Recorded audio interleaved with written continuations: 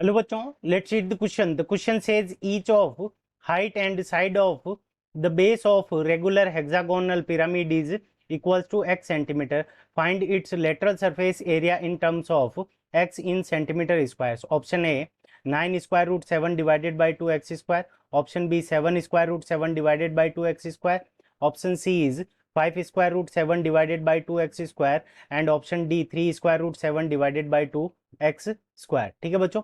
सबसे पहले हम इस क्वेश्चन को करने के लिए जो ये हमारा पिरामिड है, रेगुलर हेक्सागोनल पिरामिड, तो देखो हेक्सागोनल पिरामिड है तो इसके अंदर ये 6 क्या हो जाएगी, हमारी फेसेस हो जाएगी. ठीक है बच्चों.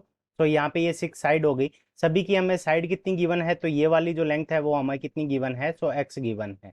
अब हमें क्या दे रखा है कि जो हाइट है, जो पिरामिड की हाइट है, इसकी भी लेंथ, यहाँ पे अगर इस पॉइंट को अगर हम ए पॉइंट नाम दे दें तो ए ओ की जो लेंथ है वो भी हमें कितनी गिवन है, तो ये वाली भी हमारी कितनी हो जाएगी, एक्स हो जाएगी. ठीक है बच्चों.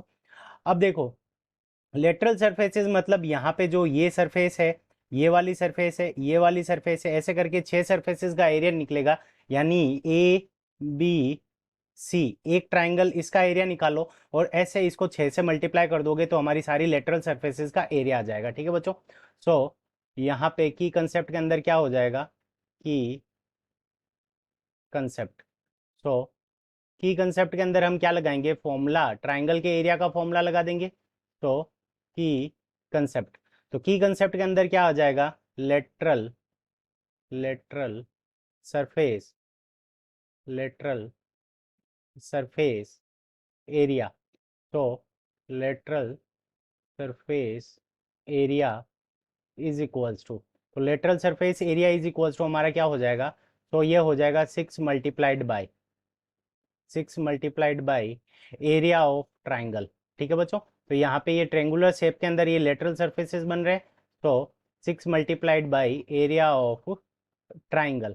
तो ट्राइंगल का एरिया अगर हम निकाल लें, एक ट्राइंगल का एरिया, और उसको हम क्या कर दें, 6 से मल्टीप्लाई कर देंगे तो हमारे पास में लेटरल सरफेसेस का क्या आ जाएगा, इसका लेटरल सरफेस एरिया आ जाएगा. ठीक है बच्चों. अब देखो ट्राइंगल का फॉर्मूला क्या होता है, 1/2 बेस इंटू हाइट. तो यहाँ से हमारे पास में 6 multiplied by 1/2 multiplied by base multiplied by height. ठीक है बच्चों. तो ये हमारे पास में क्या आ गया, लेटरल सरफेस एरिया का फॉर्मूला आ गया. अब देखो हमें क्या निकालनी पड़ेगी, हाइट, यानी ये वाली जो डिस्टेंस है यहाँ से ए से मैं डी को मिला देता हूँ तो ए डी हमारी क्या होगी, हाइट होगी. तो ये हाइट आ जाएगी हमारे पास में, जो कि इसको स्लैंट हाइट भी कहते हैं. और यहाँ पे बेस क्या आ गया, बेस की वैल्यू हमारे को कितनी गिवन है, एक्स गिवन है. तो कैसे करके हमें क्या निकालनी है कि ए डी की लेंथ निकालनी है. तो उसके लिए हम क्या करेंगे कि यहाँ से इस पॉइंट को और इस पॉइंट को अगर हम ज्वाइन करें तो यहाँ पे क्या बनते हैं, 6 इक्विलेटरल ट्राइंगल बनते हैं. ठीक है बच्चों. तो इसका मतलब क्या हो गया कि ये वाली साइड अगर एक्स है तो ये वाली साइड भी हमारी क्या हो जाएगी, एक्स हो जाएगी. तो यहाँ पे ये वाला जो एंगल बनेगा वो हमारा कितना बन जाएगा, 90 डिग्री. तो इसके अंदर इस पॉइंट को अगर मैं ई पॉइंट नाम दे दूं तो हम यहाँ पे क्या लगा देंगे, इन ट्राइंगल ए ओ ई, इसके अंदर पाइथागोरस थ्योरम लगा देंगे. तो यहाँ से हमारे पास में क्या आ जाएगा, A E square is equals to A O square plus A O square plus E O square. ठीक है बच्चों. ए ओ की वैल्यू और ई ओ की वैल्यू, दोनों की वैल्यू हमें क्या दे रखी है, एक्स दे रखी है. और एक्स का स्क्वायर करेंगे तो यहाँ से हमारे पास में ए ई की जो वैल्यू आ जाएगी, ए E square is equals to हमारे पास में क्या आ जाएगा, 2x स्क्वायर. यानी ये वाली जो लेंथ है हमारे पास में ये कितनी आ गई, क्योंकि ये दोनों क्या है, आइसोसेलेस ट्राइंगल, यानी ये वाली जितनी होगी ये ही उतनी होगी. तो ये दोनों, इसकी वैल्यू हमारे पास में कितनी आ जाएगी, 2x स्क्वायर, ये वैल्यू आ गई. अब देखो ये वाली जो यहाँ से यहाँ तक की वैल्यू है, डी पॉइंट से सी पॉइंट तक की, ये वाली वैल्यू हमारी कितनी होगी, ये हाफ होगी, तो x/2 होगी. ठीक है बच्चों. तो यहाँ से यहाँ पे ये एंगल 90 डिग्री बन रहा है तो हम पाइथागोरस थ्योरम लगा के ये निकाल सकते हैं. तो यहाँ से हमारे पास में ए डी स्क्वायर, तो हमें क्या निकालना है, ए डी स्क्वायर यानी हाइट निकालनी है. तो हम क्या लिख सकते हैं, square A D square is equals to हमारा क्या होगा, A C square minus D C square. अब ए सी स्क्वायर की वैल्यू हमारे पास में, ए सी स्क्वायर की वैल्यू ए ई स्क्वायर के बराबर है. तो यहाँ से हमारे पास में क्या आ जाएगा, 2x स्क्वायर माइनस डी सी की वैल्यू कितनी है x/2, इसका अगर हम स्क्वायर करेंगे तो यहाँ से हमारे पास में क्या आ जाएगा x²/4।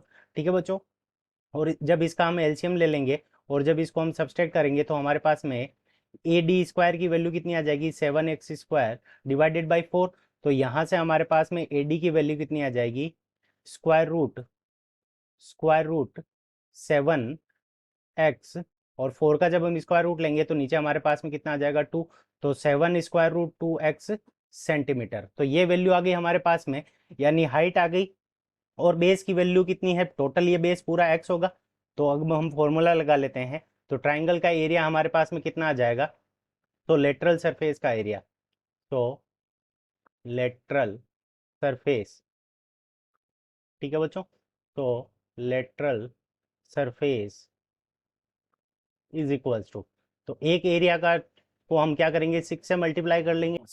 यहाँ पे 6 मल्टीप्लाइड बाई 1, ट्राइंगल का एरिया हमारे पास में कितना है, तो 1/2, और बेस हमारा कितना है, तो वो उसकी वैल्यू है हमारी x, और हाइट की वैल्यू हमने कैलकुलेट की थी, वो कितना था √7 डिवाइडेड बाई 2, और इसको हम कर देंगे मल्टीप्लाइड बाई x। ठीक है बच्चों, तो x यहाँ पे लिख लेते हैं, तो मल्टीप्लाइड बाई x। तो यहाँ 6 से ये कैंसिल हो जाएगा, तो यहाँ पे हमारे पास में कितना बच जाएगा 3, और यहाँ पे 3 मल्टीप्लाइड बाई √7, 3√7, और x मल्टीप्लाई होके हमारा क्या आ जाएगा x², और डिवाइड के अंदर हमारे पास यहाँ पे क्या बच जाएगा 2।